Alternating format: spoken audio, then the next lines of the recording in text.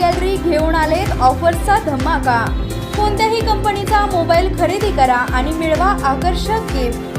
शिवाय सर्व कंपन्यांचा फायनान्स व कॅशबॅक ऑफर्स। सर्व नामांकित कंपन्यांचे मोबाईल व ॲक्सेसरीज मिळवण्याचे एकमेव ठिकाण Kirti sales and mobile gallery, Meenakshi Chitramandir समोर, कराड तासगाव रोड, पलूस। प्रोप्रायटर कुलभूषण शीतल सावळवाडे।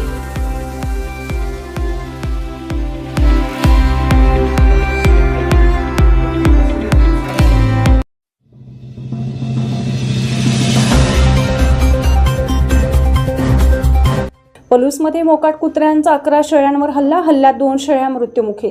शहरासह परिसरात भटक्या कुत्र्यांचा उपद्रव मोठ्या प्रमाणात वाढला आहे। भटक्या कुत्र्यांनी गोठ्यातील 11 बकऱ्यांवर हल्ला केल्याची धक्कादायक घटना आमणापूर रस्त्यावरील समर्थनगर भागात घडली। पलूस शहरासह वाडी वस्ती परिसरात भटक्या कुत्र्यांचा उपद्रव मोठ्या प्रमाणात वाढला आहे। हल्ला होण्याचे प्रकार वाढले आहेत। या बाबतीत नगर परिषद प्रशासन कार्यालयाने कोणतीही कारवाई केली नाही। भटक्या कुत्र्यांनी गोठ्यातील 11 बकऱ्यांवर हल्ला केल्याची धक्कादायक घटना घडली। आमणापूर रस्त्यावरील परिसरातील रहिवासी तानाजी पुदाले यांच्या मालकीच्या 11 बकऱ्या त्यांच्या घरानजीकच्या गोठ्यात बांधण्यात आल्या होत्या। मोकाट कुत्र्यांनी गोठ्यात घुसून बकऱ्यांवर हल्ला केला।